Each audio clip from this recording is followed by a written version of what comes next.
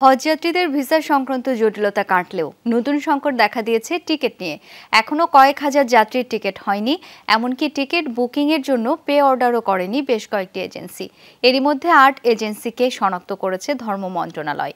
নির্দেশ দেওয়া হয়েছে আগামীকালের মধ্যে টিকিট জটিলতা নিষ্পত্তি করতে। সিলন ফ্যামিলি ব্লেন্ডের কড়ালিকার আর সতেজ স্বাদের পারফেক্ট ব্লেন্ডে স্বপ্নেরা মেলুক টানা। ভোগান্তি না থাকলেও ভিসা জটিলতা নিয়ে বেশ কিছুদিন ধরেই উদ্বিগ্ন ছিলেন কোনো মুসল্লি।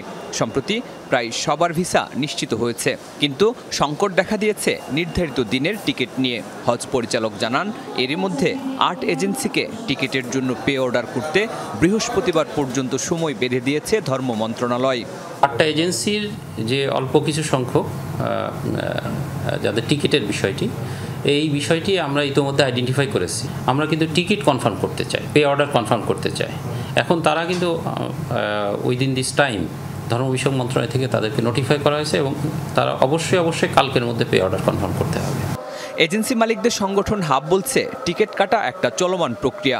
ভিসার মতোই এটি নিয়ে থাকবে না কোনো জটিলতা, নিশ্চিত হবে সবার হজ যাত্রা। ইতিমধ্যে সব ভিসা সম্পন্ন করা হয়েছে, এখন সামনে টিকিট করে সকলকে প্রেরণ করতে হবে।